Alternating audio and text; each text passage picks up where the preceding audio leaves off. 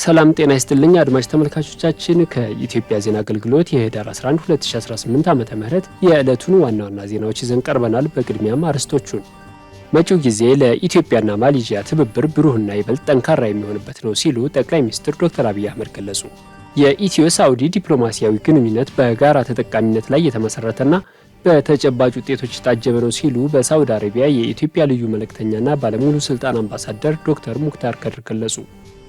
የባህር በር ባለቤትነት ጥያቄ የሀገር ህልውናና የብሔራዊ ጥቅም ጉዳይ በመሆኑ ለማንም የማንተወው የጋራ አጀንዳችን ነው ሲሉ የተለያዩ የተፎካካሪ ፖለቲካ ፓርቲ አመራሮች ተናገሩ። የኢትዮጵያ ንግድ ባንክ የሚሰነዘሩ የሳይበር ጥቃቶችን አስቀድሞ ለመመከት የሚያስችል ጠንካራ አቅም በመፍጠር ላይ እንደሚገኝ አስታወቀ። የሚሉት የዕለቱ ዋና ዋና ዜናዎች ናቸው። ዜናዎቹን በዝርዝር እንመለከታለን። ከዜናዎቹ ጋር አህመድ መሐመድ አብሬያችሁ ቆያለሁ። መጪው ጊዜ ለኢትዮጵያና ማሌዥያ ትብብር ብሩህና ይበልጥ ጠንካራ የሚሆንበት ነው ሲሉ ጠቅላይ ሚኒስትር ዶክተር አብይ አህመድ ገለጹ። ጠቅላይ ሚኒስትር ዶክተር አብይ አህመድ ከማሌዥያ ጠቅላይ ሚኒስትር ዳቶ ሰሪ አንዋር ቢን ኢብራሂም ጋር ተወያይተዋል። ጠቅላይ ሚኒስትሩ በዚህ ወቅት እንዳሉት ኢትዮጵያና ማሌዥያ ታሪካዊ ወዳጅነትና ትብብር ያላቸው ሀገራት ናቸው። የሀገራቱ ግንኙነት በዲፕሎማሲ ትስስርና የገለልተኛ ሀገራት ንቅናቄ እንዲሁም የደቡብ ትብብር ባላቸው የጋራ ቁርጠኝነት ላይ የተመሰረተ እንደሆነም ተናግረዋል።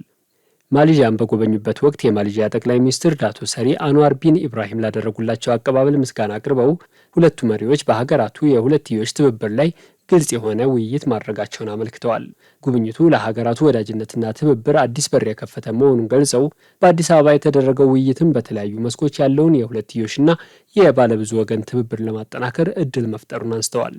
ጠቅላይ ሚኒስትሩ በሁለትዮሽ ውይይቱ ወቅት ሀገራቱ ግንኙነታቸውን ሊያጎለብቱ በሚችሉባቸው በርካታ ዘርፎች መዳሰሳቸውን ነው ያብራሩት።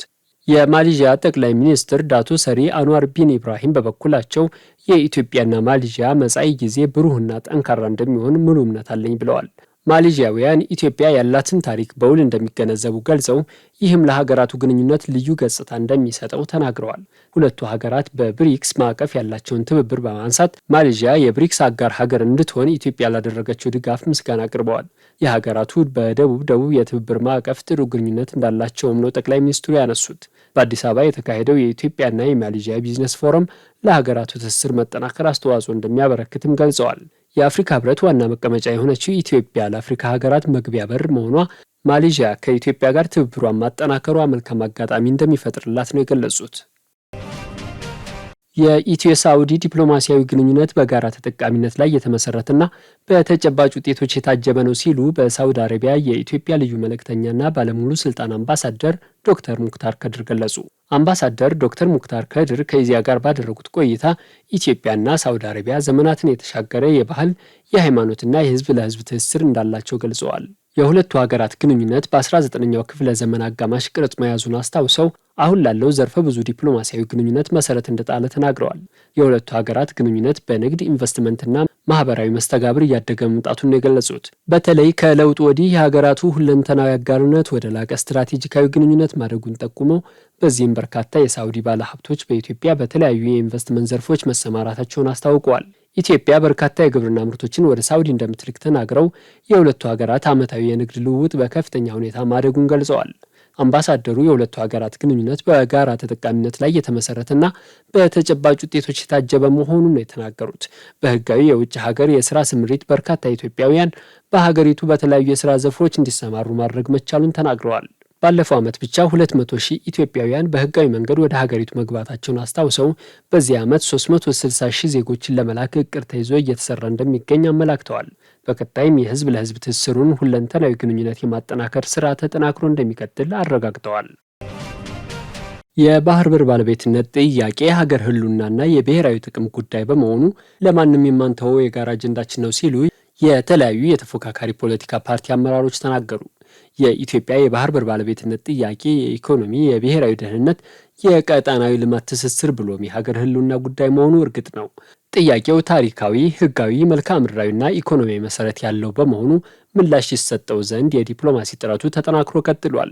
በዚህ ጉዳይ ላይ ኢዜአ ያነጋገራቸው በሐረሪ ክልልና በድሬዳዋ የሚንቀሳቀሱ የተፎካካሪ ፖለቲካ ፓርቲ አመራሮች የባህር በር ባለቤትነት ጥያቄ የሀገር ህልውናና የብሔራዊ ጥቅም ጉዳይ በመሆኑ ለማንም የማንተወው የጋራ አጀንዳችን ነው ሲሉ ተናግረዋል።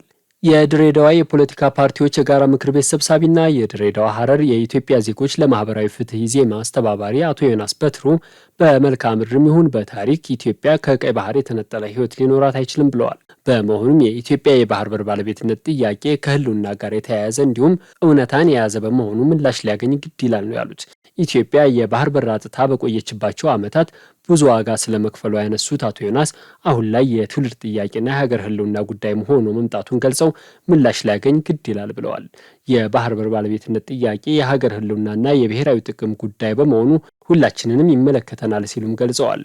በመሆኑም ለሀገር ህልውና ብሔራዊ ጥቅም መከበር፣ ለዜጎች ክብርና ደህንነት ፓርቲያችን በልዩ ትኩረት ይሰራል ሲሉም አረጋግጠዋል። የሐረሪ ክልል የፖለቲካ ፓርቲዎች የጋራ ምክር ቤት ምክትል ሰብሳቢና የነጻነትና እኩልነት ፓርቲ አስተባባሪ አቶ አብዱል ሐፊዝ አህመድ የባህር በር ጥያቄ የሀገር ህልውና ጉዳይ በመሆኑ ምላሽ የሚሻ የትውልዱ ጥያቄ ነው ብሏል። በዚህ ረገድ ፓርቲያቸው ጠንካራ አቋም ያለው መሆኑን አንስተው ለተግባራዊነቱ እንሰራለን ሲሉም አረጋግጠዋል። የባህር በር ባለቤትነትን እውን ለማድረግ የመንግስትን የዲፕሎማሲ ጥረት በማድነቅ ምላሽ ያገኝ ዘንድ የሁላችንም ስራ ሆኖ ይቀጥላል ብለዋል። የኢትዮጵያ ንግድ ባንክ የሚሰነዘሩ የሳይበር ጥቃቶችን አስቀድሞ ለመመከት የሚያስችል ጠንካራ አቅም በመፍጠር ላይ እንደሚገኝ አስታወቀ። ባንኩ የሳይበር ደህንነት ወርን ለሁለተኛ ጊዜ ለታመነ የባንክ አገልግሎት በዜሮ ትረስት ደህንነት በሚል መሪ ሀሳብ እያከበረ ይገኛል። የኢትዮጵያ ንግድ ባንክ የኮርፖሬት አገልግሎቶች ኤክስኪዩቲቭ ምክትል ፕሬዚዳንት አቶ ኤፍሬም መኩሪያ እንደገለጹት የዲጂታል ልማት በኢትዮጵያ ትልቅ ትኩረት ተሰጥቶታል። ይህን ተከትሎም ባንኩ ከ2020 እስከ 2025 የመጀመሪያው ምዕራፍ ዲጂታላይዜሽን ስትራቴጂውን በተሳካ ሁኔታ አጠናቆ ወደ ሁለተኛው ምዕራፍ መር ስትራቴጂ ከ2025 እስከ 30 መሸጋገሩን ገልጸዋል። አሁን ላይ ከባንኩ ጠቅላላ ግብይት ውስጥ ከ90 በመቶ በላይ የሚከናወነው በዲጂታል መንገድ መሆኑን ጠቅሰው የግብይት ስርዓቱን ደህንነት ለማስጠበቅ በከፍተኛ ትኩረት እየተሰራ መሆኑን አረጋግጠዋል። አቶ ኤፍሬም አክለውም የሳይበር ደህንነት አስተዳደርን እስከ ምክትል ፕሬዚዳንት ደረጃ በማሳደግ ባንኩ በሀገር አቀፍ ደረጃ የመጀመሪያው የፋይናንስ ተቋም መሆኑን ገልጸዋል። በተጨማሪም የሳይበር ደህንነት ክፍሎች በአርቲፊሻል ኢንተለጀንስ የሚሰራ የዜሮ ትረስት ደህንነት ስትራቴጂ ኤአይ ፓወርድ ዜሮ ትረስት ሴኩሪቲ ስትራቴጂ ማዘጋጀታቸውን አመልክተዋል። የሳይበር ጥቃትን መከላከል የአንድ አካል ብቻ ተግባር አለመሆኑን የገለጹት ምክትል ፕሬዚዳንቱ የሚመለከታቸው አካላት ትብብራቸውን አጠናክረው መቀጠል አለባቸው ሲሉም ጠይቀዋል። አድማጭ ተመልካቾቻችን ለዕለቱ ያዘጋጀናቸው ዘገባዎች እነዚህ ይመስሉ ነበር። መልካም ጊዜ